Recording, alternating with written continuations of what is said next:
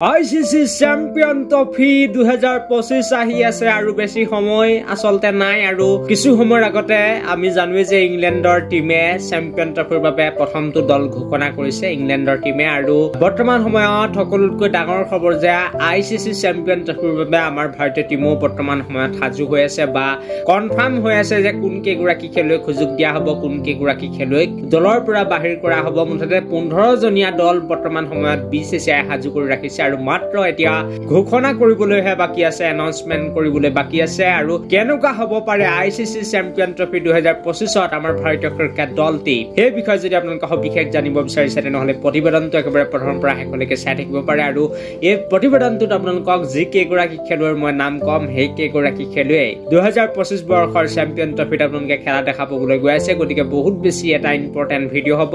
আপোনালোকে ভিডিঅ'টো আৰম্ভ কৰাৰ আগতে জাস্ট সৰুকে এটা কাম কৰি দিব লাগিব হেতু হৈছে ভিডিঅ'টো লাইক লগতে চেনেলটো সাবস্ক্ৰাইব কৰি লবলৈ নাপাহৰিব এনেকুৱা ধৰণৰ খবৰৰ বাবে আৰু আপোনালোক সকলোকে মই জনাই দিব বিচাৰিছো যে 2025 বৰ্ষৰ ICC চ্যাম্পিয়ন ট্ৰফিৰ বাবে আমাৰ ভাৰতীয় টিম বৰ্তমান সময়ত সাজু আৰু কেপ্টেইন হিচাপে নো ডাউট ৰোহিত শৰ্মাই থাকিব বুলি জানিব পৰা গৈছে তাৰ লগতে ৰোহিতৰ লগত ওপেনিং কৰিবলৈ আহিব দলৰ উপ অধিনায়ক ভাইস কেপ্টেইন আসলতে সুমন গিল আৰু ইয়াৰ পাছতে king Kohli run machine Virat Kohli থকাৰ লগতে কামাল লাজবাব ৰাহুল আৰু নাম্বাৰ 4 পজিশনত বেটিং কৰিবলৈ আসলতে স্পেশালিষ্ট বেটাৰ আয়াৰন ফায়াৰ থাকিব বুলি বৰ্তমান সময়ত জানিব পৰা গৈছে তাৰ লগতে Rishabh Pant as a wicket keeper batter হিচাপে থাকিব তাৰ পাছতে হাৰ্দিক পাণ্ডিয়া আৰু নীতিশ কুমাৰ ৰেড্ডিয়ে ভাৰতীয় ক্ৰিকেট দলৰ প্লেইং 11ত স্থান লাভ কৰাৰ পূৰ্ণ সম্ভাৱনা আছে আৰু হাৰ্দিক পাণ্ডিয়াটো থাকিবই কিন্তু নীতিশ কুমাৰ ৰেড্ডিয়ে চান্স পায় নে